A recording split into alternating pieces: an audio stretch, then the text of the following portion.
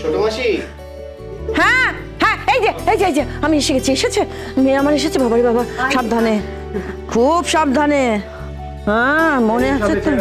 এই সামনে চেয়ার আছে, সামনে চেয়ার আছে, সাবধানে, খুব আস্তে আস্তে বসো। তুমি এরকম করছো, আমি ঠিক আছি। সাবধানে বস, আস্তে। মা বলছিলাম এই ঘরটা কি রেডি করে রাখা আছে, মানে পরিষ্কার করে রাখা আছে? হ্যাঁ বাবা, ঘর একদম সুন্দর পরিষ্কার পরিচ্ছন্ন করে আমি তোমার বউয়ের জন্য সাজিয়ে গুছিয়ে রেখে দিয়েছি, কোনো কথা হবে না।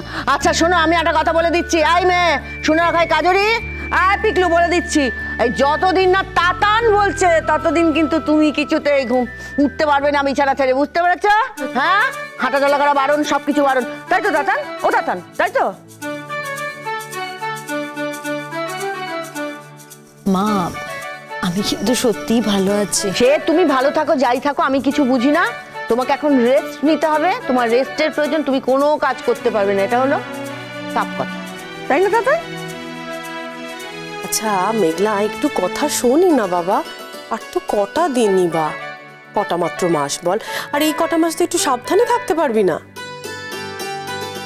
বলছি, আমি কি সারাদিন শুয়ে বসে থাকবো? হ্যাঁ, এখন থেকে তাই থাকবে। তাছাড়া আমি তো বলেছি তোমাকে, মাঝে মধ্যে আমি তোমাকে নিজে নিয়ে যাব, এদিক ওদিক গিয়ে বেরিয়ে আসবো। তোমার তো খুব একটা অসুবিধা হওয়ার কিছু নেই। আচ্ছা ঠিক আছে, আমি ঘরের মধ্যে হাঁটাচলা করতে পারবো তো, নাকি তাও? মেঘলা, তুমি সারা বাড়িতে হাঁটতে পারো, যত ইচ্ছে হাঁট। খালি তোমাকে আরেকটু বেশি সাবধানে হাঁটাচলা করতে হবে। একটু ধীরে সুস্থে হাঁটাচলা করো, একটু আশেপাশের দেখে হাঁটাচলা করো, যাতে হোঁচট না খাও। শাড়িটা একটু দেখে রেখো, যাতে শাড়িতে না হোঁচট খাও, ব্যাস এইটুকু। তুমি চিন্তা করো না অনুরাগ, আমি আর ওরকম করবো না। আমি জানি তুমি বলছো ঠিকই, কিন্তু তোমার তো আবার সবসময় খেয়াল থাকে না। এই রিস্কটা আমার পক্ষে নেওয়া সম্ভব না মেঘলা। হ্যাঁ তাই তো, না না, রিস্ক নেওয়ার কি দরকার? আমি তো সেদিনকে সেই আলোচনাটাই করতে যাচ্ছিলাম যে আমি একটা মেঘলা সাথ দিতে চাই। তো আমার ছেলে এমন করে উঠলো যে ও তাতান, আমার খুব ইচ্ছে যে মেঘলার একটা সাথ দিই। আচ্ছা, তোমরা অনুষ্ঠান করবে করো, লোকজনকে খাওয়াবে খাওয়াও, সাজ শব্দটা না ইউজ করলে কি সমস্যা? তাতান, ওটা একটা কাস্টম। এখন ওটা একটা আনন্দ অনুষ্ঠানই হয়ে গেছে, বিশ্বাস করো। মানে বাচ্চা আসার আগে একটা সেলিব্রেশন, এই যা। এই উপলক্ষে কত আত্মীয় স্বজন আসবে, সবার সঙ্গে একটু দেখা সাক্ষাৎ হবে।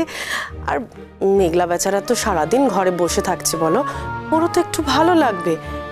এই যা, এর বাইরে আর কিছু নয় রে বাবা। বেশ, বিষয়টা যদি সেরকম হয় তাহলে করো, সেলিব্রেশনে তো আমার কোনো আপত্তি নেই। বাবা, আমার বুকের উপর থেকে যেন একটা পাষাণ ভার নেমে গেল। ওহ, এই কথাটাই তো বলছিলাম সেদিন। বাবা, ছেলের রাগ দেখেছিলে কি রে? এবারে পারলে আমাদের। মা, তুমি নিজে একবার ভেবে দেখো, নাই সাত কথাটা কোথা থেকে এসেছে, এই অনুষ্ঠানটার অ্যাকচুয়াল অর্থ কি, সেগুলো তো তোমরাই আমাকে বলেছো। তোমার মনে হয় আজকের সমাজে এগুলোর কোনো মানে হয়? এগুলো জানার পরে করতে দেওয়া উচিত? আরে বাবা, ওটা আগে কি ছিল না ছিল তোর তো জানার দরকার নেই। এখন তো এটা একটা আনন্দের অনুষ্ঠান, একটা উৎসব, ঠিক আছে? উফ কাম্মা, তুমি তাতানের কথা বাদ দাও তো, ওর কথা শোনো না। ওর যা কথা বলার ছিল ও সবটা বলে দিয়েছে। এখন বরং তুমি, আমি আর পিকলু মিলে চলো লিস্টটা বানিয়ে ফেলি। হ্যাঁ বৌমনি, ছোট মাসি যেই জানতে পেরেছে যে মেঘলা একটু ভালো আছে, আমরা দুজনে মিলে কিন্তু কাজ শুরু করে দিয়েছি। মানে ওই গেস্টদের লিস্টের প্রথম খসড়াটা আমরা করে ফেলেছি, তাই না ছোট মাসি?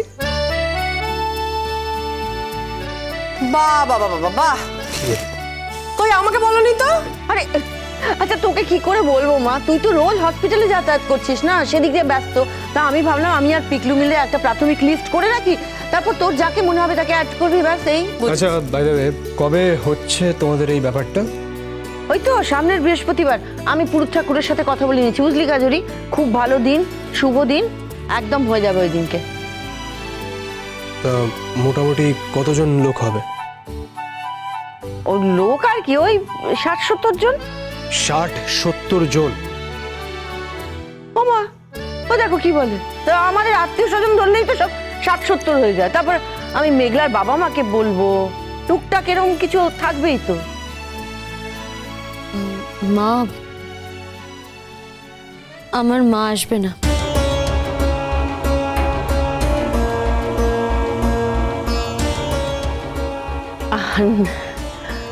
আর না এলে না আসবেন, সে আর কি করা যাবে, কিন্তু আমার ডিউটি যেটা সেটা তো আমাকে করতে হবে, তাই না মা?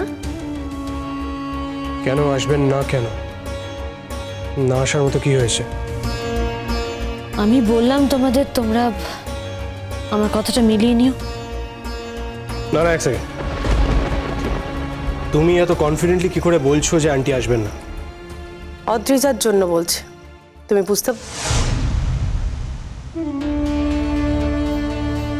সরি পিকলু। না, সরি কেন বলছো? না মানে ভেবেছিলাম তোর সামনে কখনো আর অদ্রিজার নামটা উচ্চারণ করব না। সেটা না করে কি হবে? মানে তাতে কোনো লাভ হবে কি? লাভ ক্ষতির কথা তো নয় পিকলু, তোর সামনে ওর নামটা উচ্চারণ করলে যে তোর কষ্ট হয় সেটা তো আমরা বুঝি রে।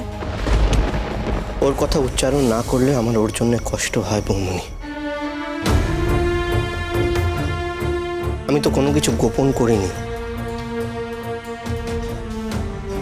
অদ্রিজা এত খারাপ একটা মেয়ে, সেটা জানার পরেও ওর কথা মনে পড়ে। কি করব?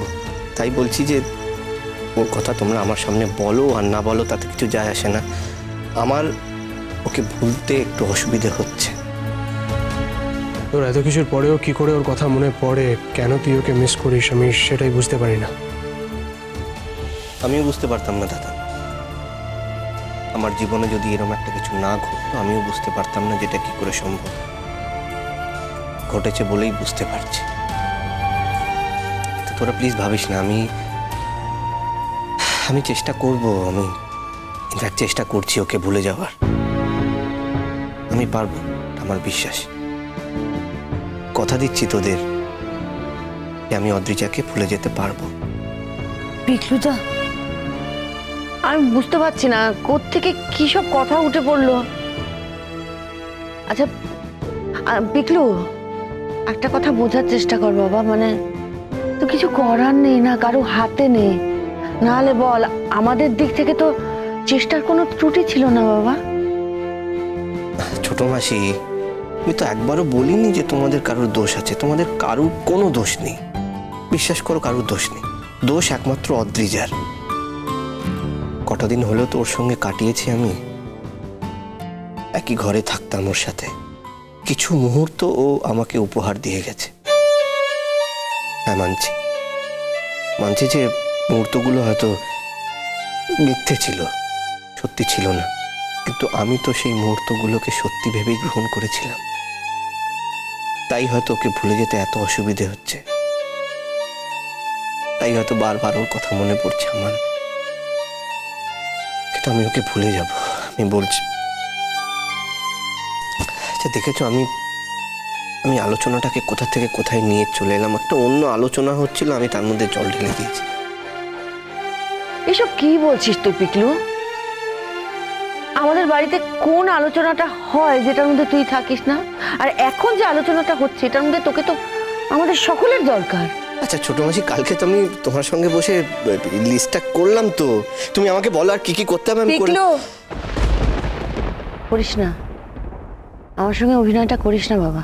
ওই দেখো, আরে আমি অভিনয় করছি না, আমি করছি না অভিনয়। করছিস, করছিস পিকলু।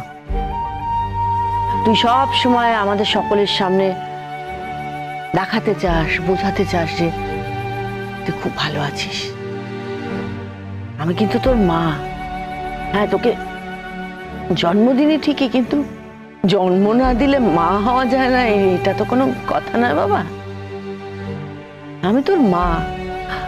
আমি কিন্তু বুঝতে পারি যে মোটামুটি ভালো নেই। ছোট মাসি প্লিজ প্লিজ, আমি তোমার সামনে হাত জোড় করছি, এই টপিকটা চেঞ্জ করো না প্লিজ। আমার ভালো, বৃহস্পতিবার তো সামনে, আর কটা দিন বাকি বলো, অনেক কিছু তো করতে হবে। ছাড়ো এই ব্যাপারটা, ছাড়ো প্লিজ। হ্যাঁ হ্যাঁ, কাজুরি, এই তোর কিছু বন্ধু বান্ধব আসবে তো? আমার, হ্যাঁ আমার অফিস থেকে ওই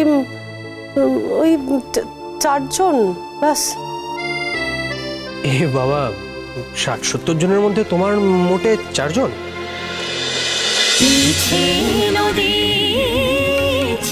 নদী